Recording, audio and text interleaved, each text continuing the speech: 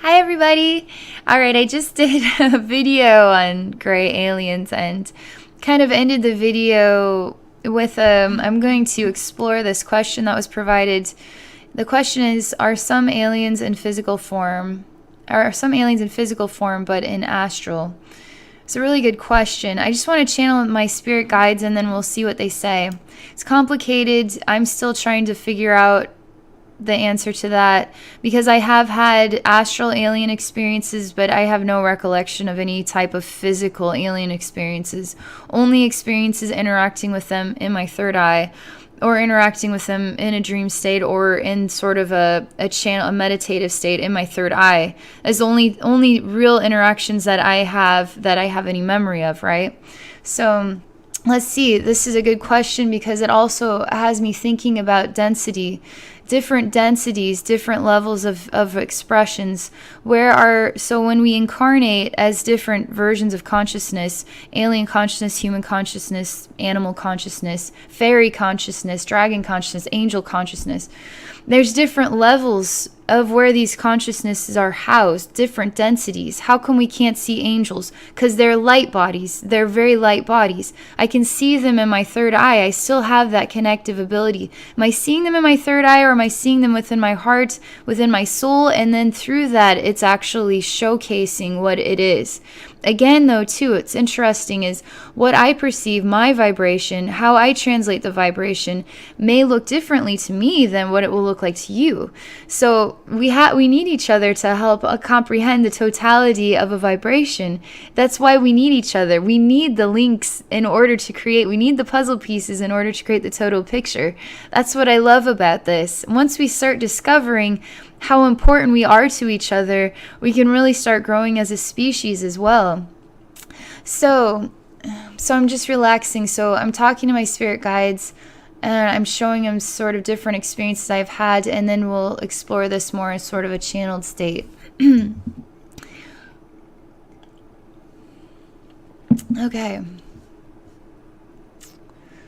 Okay, so they're reminding me there's several different versions of experiences I've personally had.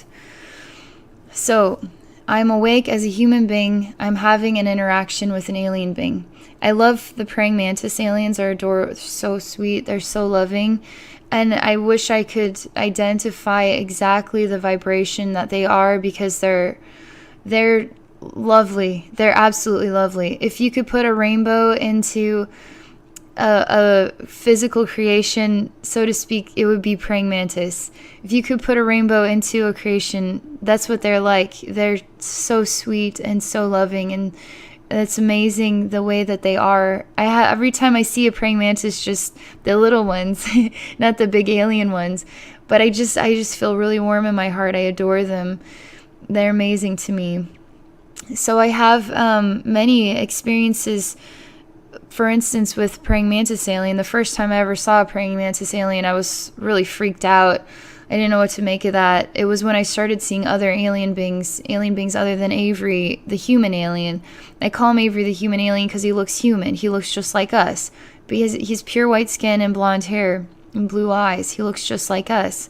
Sometimes I wonder if he's a reptilian shapeshifter, and that his real human identity is the one that wouldn't scare me, right? So he would introduce himself in a way that I would be able to feel warm, be able to warm up to his presence.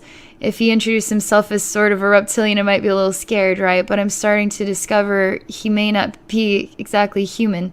People have asked, is he Palladian? And I've never felt that he was a Palladian. So, and he doesn't matter, what he is. He's love to me. He's a really pure reflection of love. So from Avery, I had the next alien. I had several come all at this one time. One was reptilian. One was a horse, an alien literally with the shape of a horse head, but standing up like a human being, but with the shape of a horse head, really strong body, and even kind of curvature like a horse as well. Totally beautiful. It's hard to believe how stunningly beautiful horse aliens can be. I couldn't believe it was real. So beautiful, very beautiful, sort of a graceful even type of physical features and everything. So that was more tolerable, right? And then I saw the praying mantis alien. And the reptilian alien, I think, came after the praying mantis. So it was sort of like stepping stones. Anyway, praying mantis was a little freaky. And I saw and hear, so I was really standoffish. I've always been kind of like, get away from me. If you're not nice to me, I'm going to focus on my hatred and destructive energy on you, and I'm going to hurt you. As I don't know what else to do. I feel like get really like in protective mode, right? It just is what it is. It's like human instinct. It's funny because they're the ones that are like, they already know that they seem to just know I'm going to be a little instinctively freaked out. It goes to show, if alien beings came to planet Earth, how would human beings react? Get your guns, get your knives, get your grenades. We're going to war, people. So as you can see, even Abby Normal, sweet Abby Normal, can be a little freaked out. But it proves, why don't alien beings come here? Because we will react this way. We have to stop. We have to alter our perception of judgment. How are we going to allow these alien beings to come here? We have to start allowing ourselves to not be judgmental, become more open-minded, but not be scared. It's very instinctive for us to be scared of things we've never seen before and not understand. It's very easy to be scared. So anyway, I started having connections with him in my third eye. So it's sort of in like a TV screen inside my head, I can see. But as the days went on, I talked to him. This praying mantis man is what I called him for like 2 weeks straight. And I started this started to project outward. So I actually started to see him projected in my physical reality, but not physical. Actually, just sort of like a mirage of his structure, and a really tall, like 9 feet tall. And it's weird because I'm trying to identify what you exactly look like. And part of I can tell I'm starting to pull some of it from past lives, some of it from the soul, some of it trying to make sense of it. Some versions of him looked human, like a really tall, skinny human being with that sort of praying mantis shaped head with the really big black eyes. Some versions looked more insect-like. And so when he started coming outward, I was far more at ease and more peaceful, and I was okay with him sort of standing in my room with me. Avery, too, could stand in my room with me. He could stand. It was overwhelming. His presence was absolutely overwhelming. It's crazy because you never think that the energy of love could make you feel like you're as beautiful as puke. I felt like puke breath around Avery when he would stand next to me because he was so gorgeous and his energy was just like an angel. It was like standing in the presence of an angel, and I just felt ugly and disgusting and like just a rotten, destroyed. I mean, it makes you feel like it does. It just has a way of doing that. It's just a reflective thing. So what do I see in Avery? How pure and awesome he is makes me feel awful. You see how we start helping each other by being the reflections for each other? So it's a learning thing. I didn't mean to. I really worked very hard to overcome that because I understood that it wasn't the truth, but that was just how I was processing it. Anyway, so that's just a tiny little smidge answer, okay? Just from my personal experience. Other experiences in here, also seeing, I talk about this in that video that you responded with the blue aliens, where I was interacting with them here, and then I would have really terrible sort of night experiences at night. What I discovered was my friend Joseph Bradley was sort of interacting with them, discovered that they were working with my astral body. So how many bodies do we have? How many bodies create this one body? We have an astral body, we have a mental body, we have an emotional body, we have a sexual body, we have a physical body, we have a soul.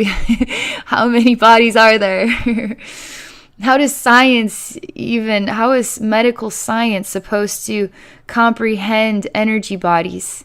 Science has to evolve into a spiritual, energetic sector. It has to. If we're going to go beyond everything we've ever known, we have to start exploring energy.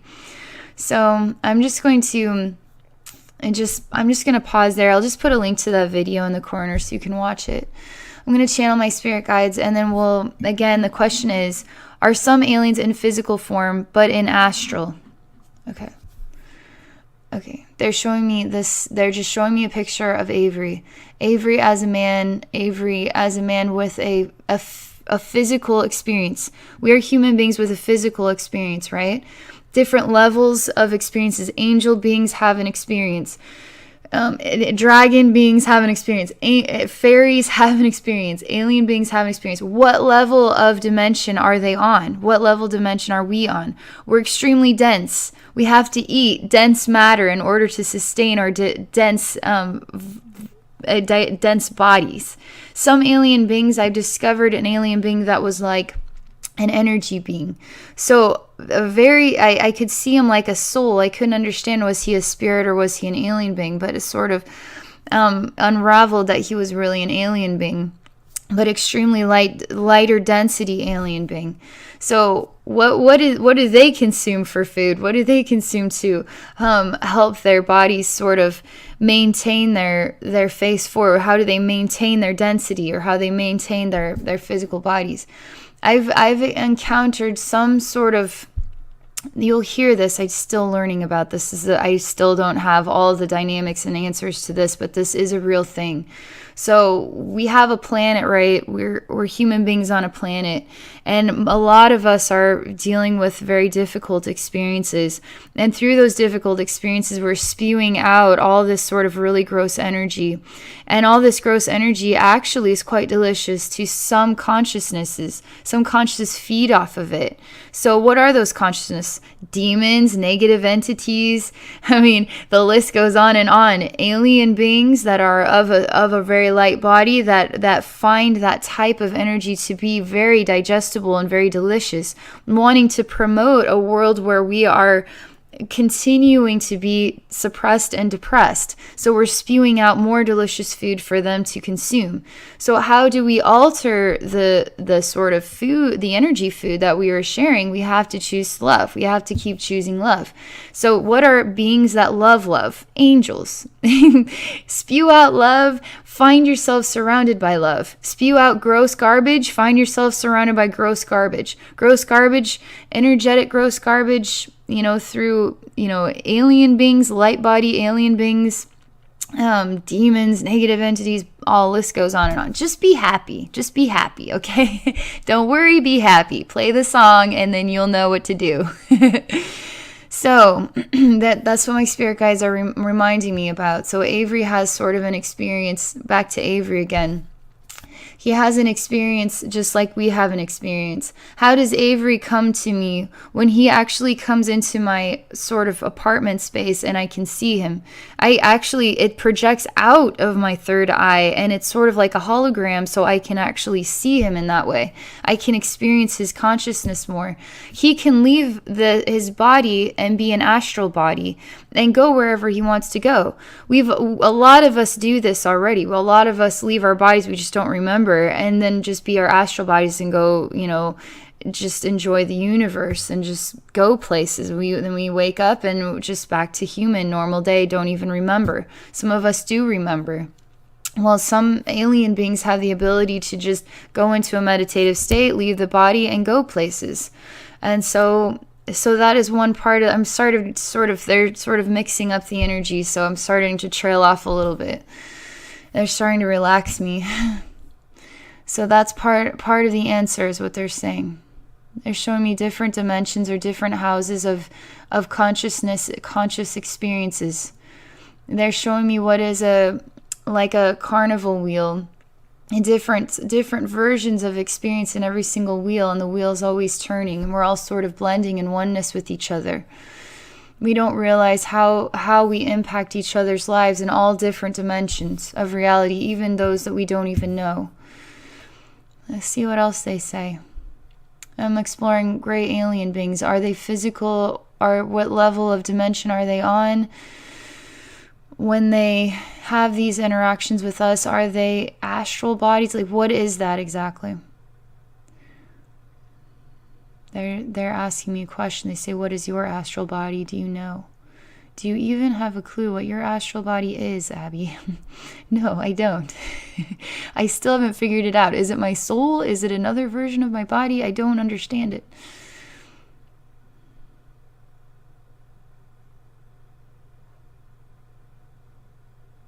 There's a pause, and we're looking at scenes from other experiences I've had in my life. experiences where I've woken up in my own room and I thought it was a real world, but it was not the physical world. I wasn't real, but I thought it was. Everything about it was the same. And in that space, I had very profound, terrifying spiritual experiences, with specifically demonic type ones. I was also suffering from severe depression in several of those. So that energetic experience was also prompting, an attraction to entities that are wanting to help me out with those experiences. They really want to help you feel worse, which helps them feel better about themselves. However, one of them, I knew, as scary as that one was also very loving, was actually trying to get a clue through my head that it's time to stop acting this way and start being happy, or else you're going to start facing more scary. It's when I stopped trying to leave my body. That was when I was a teenager, wanted to end my life. How do I end my life? I leave my body. So already as a teenager, I'm trying to leave my body as a means to commit suicide, which all I accomplished was astral projection into a reality full of demons. If I was happy and choosing to do this, I could astral project into a world where angels are, right? Maybe. I don't know. Seems like a lot of people who astral project have sort of scarier moments, but I think they're only challenging you to find your heart and choose love. Because what I do as a spiritual healer, I choose love, and that is how I heal. If I choose to be scared and run away, that's not going to work. That does not work. That is a bad thing. There was one time where I was transforming a demon, and I thought that I had transformed him. It was only happened once, but I didn't do it. I didn't do it all the way, and I had the pleasure of experiencing demonic possession for several days. It really sucked. And in that experience, I, was pulled out of my body, and I had really creepy sort of astral projections. And this demon then would sing to me, and it really sucked. It was like several days. I had to do massive work in order to transform. It was very difficult to accomplish it, but I did accomplish it. See what happens when you screw up as me? You get to learn, but you have to learn. You do learn, and you make mistakes just like you do in real life. I make mistakes too, and then you learn from them. Trust me, I don't want to make that mistake again, but if I do make it, at least I know I can overcome it again. But that too pulled me into that astral state. We're far more infinite. They're saying we're far more infinite than we will allow ourselves to comprehend. Alien beings are far more infinite, and their consciousness comprehends that.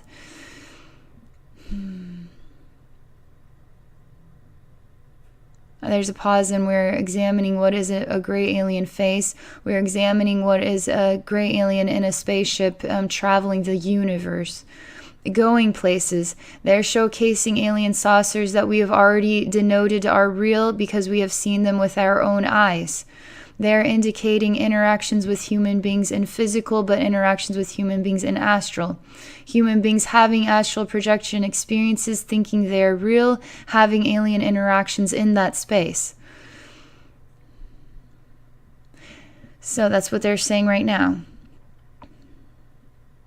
They're showcasing again the dynamic of the universe. The dynamic of the universe where there are physical experiences of consciousness, experience of heart, experiences of sexual body, experience of astral body, soul experiences, higher self experiences, nirvana experiences, self-destruction, suicidal experiences. They're talking really, really quick about all the happy, all the sad, all the scary, all the good, all the powerful. All of those things blended into a totality, all right here in oneness, all a part of each other, all a part of a dynamic. How far can we go with it? Saying yes, physical experiences, yes, astral experiences. Still trying to see a gray alien being astral project.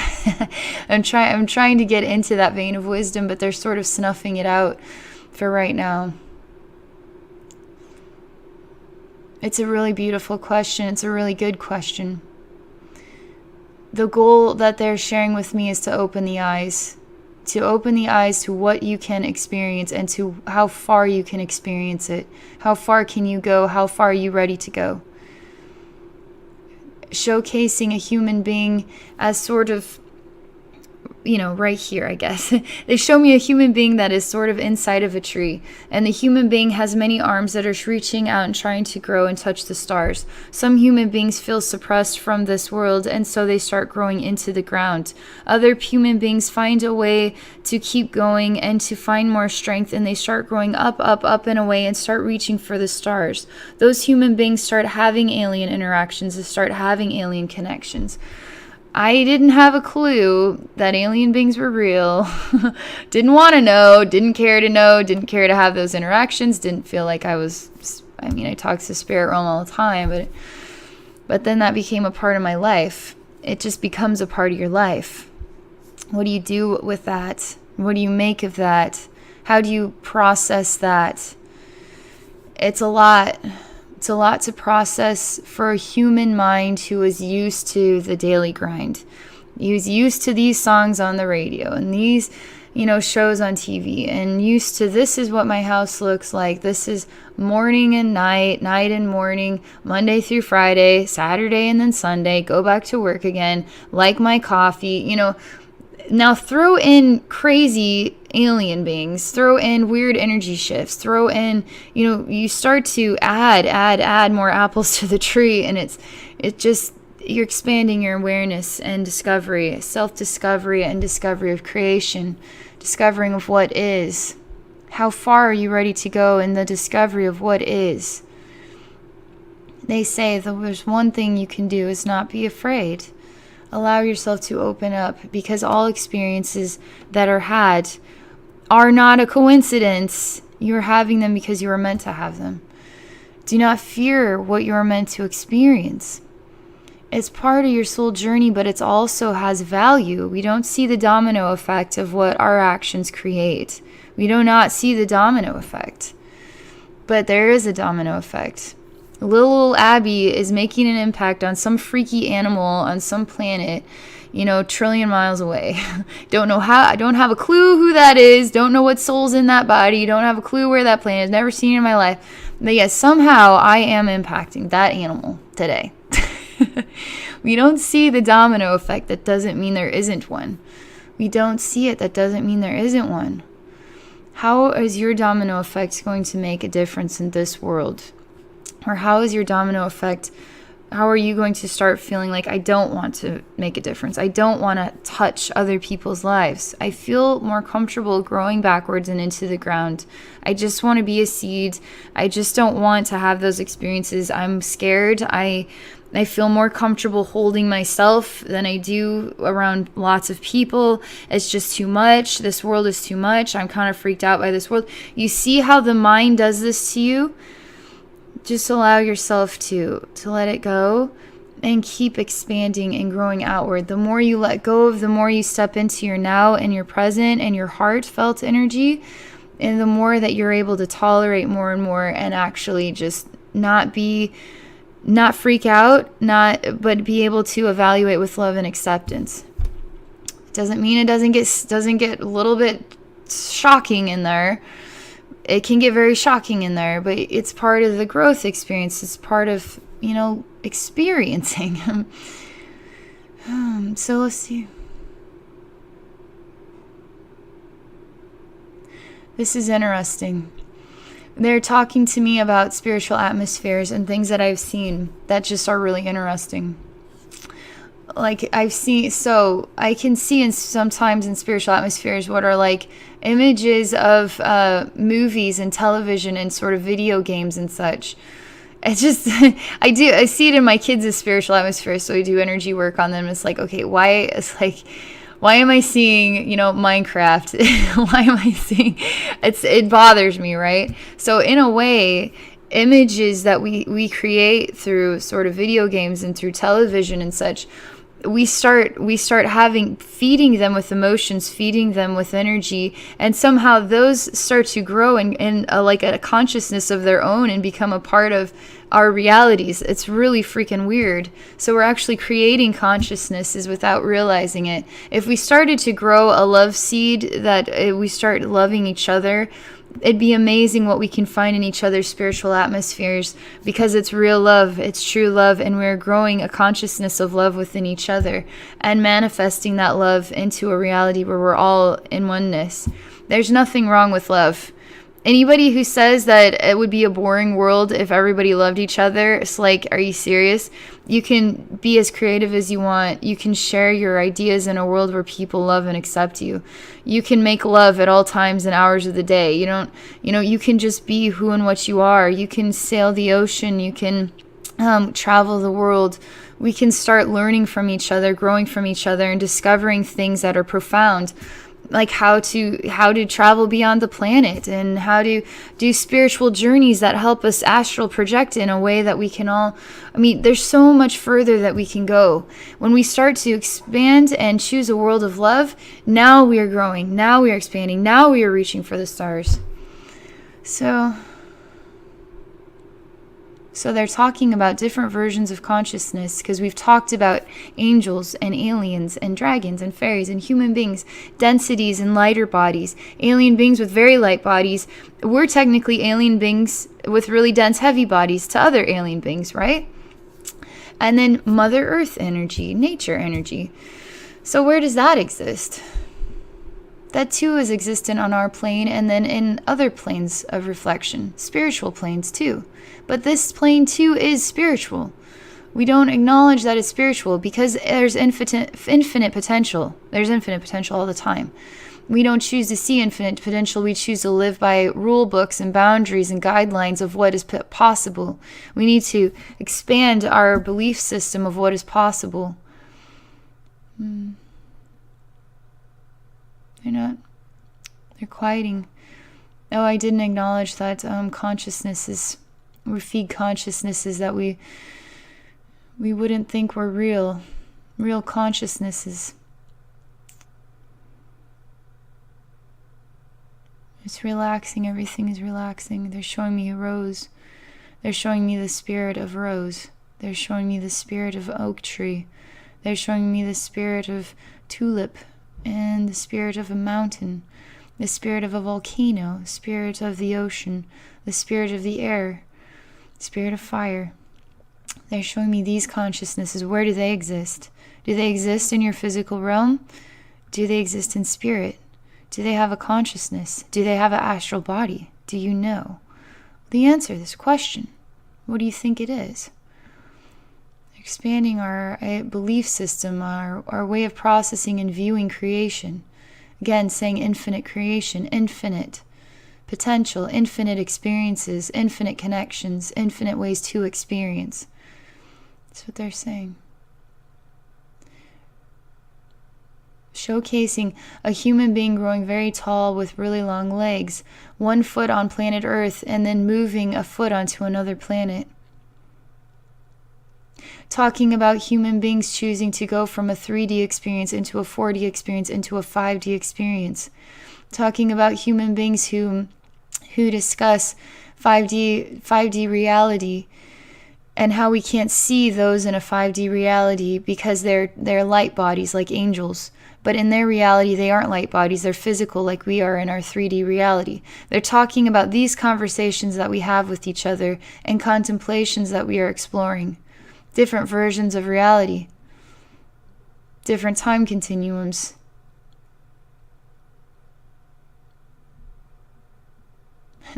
They're really going quiet again. They're showing me an ocean wave. They're showing me this ocean wave growing larger, and then it's got a kind of an ocean spray to it. It's in the middle of the ocean. Nobody sees it. This wave is different than all the other waves. It is choosing to grow and be more pronounced, bigger, and seen. But yet nobody is here to see it. So what is the value? Does it mean that wave does not exist just because you've never seen it before? Do you believe that sometimes waves can grow bigger than other waves? Or does that just not follow the rule book of your reality? Showing me interactions that we have on different levels of consciousness that aren't filtered into the forefront of our human mind, so we don't have a clue we're actually having these conversations with other beings, other spirit guides, angels, etc. Just because we don't remember those interactions we have while we are sleeping doesn't mean that they weren't real or they didn't happen. That too is what they're saying.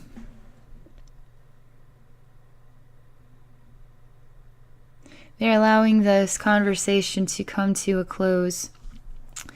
I hope this helps answer your question. I think it's a pretty cool subject. It's a really cool exploration of the mind and creation and what is.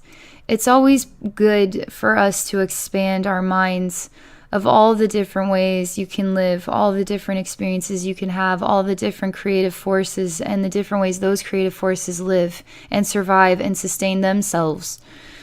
And everything is always a choice. There is no time. There is no past or future, technically. There's just the now. There's no past, present, future. There's just a now. So in this now, we could say this now, we're choosing to all feel depressed and suppressed. Well, how about 10 years from now? That now is no different than this now. And let's say in 10 years, we're finally saying, let's not do this anymore. Let's actually be happy. We're choosing that at that moment, which is simultaneously this moment. Doesn't override the fact that our souls have had these experiences, but everything is happening in a now experience. It's really crazy. How do you define that? How do you describe that? How do you make sense of that as a human being? How do you make sense of half of the things that exist in this world?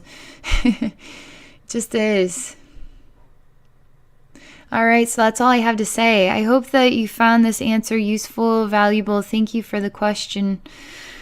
And thank you for sharing, just exploring my channel and exploring my videos. So that's all I have to share. If you're interested in visiting with me one-on-one, if you're interested in a spiritual healing or psychic wisdom service with me, please visit my website at abbynormalswisdomquest.com. Thank you for watching and thank you for supporting my channel.